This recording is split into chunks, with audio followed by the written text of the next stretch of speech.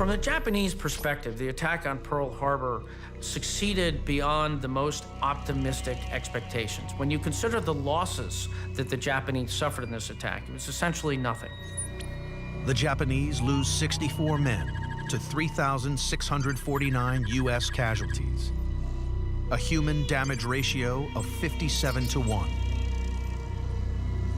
But Japan's margin of victory hides two major flaws in the attack. The Japanese failed to systematically attack the oil fields, the oil storage tanks at Pearl Harbor.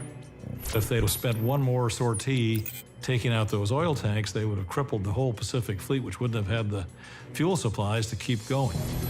More significant are the ships the Japanese failed to target. The American aircraft carriers were absent from Pearl Harbor at the time of the Japanese attack.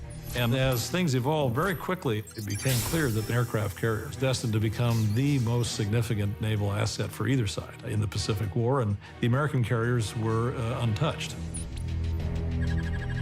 Oil supplies and air domination, two factors that will dictate the fate of World War II, and Japan fails to damage either. Instead, it has awoken the full wrath of the sleeping American giant.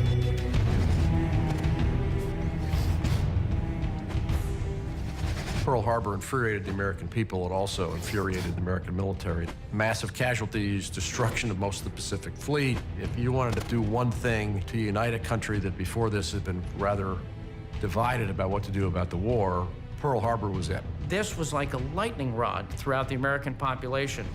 No longer was President Roosevelt limited in his options. He had a United States population that was angry and unified and desired revenge against Japan. Her era of isolationism is over. America is at war and begins its rise to become the most powerful nation on the planet.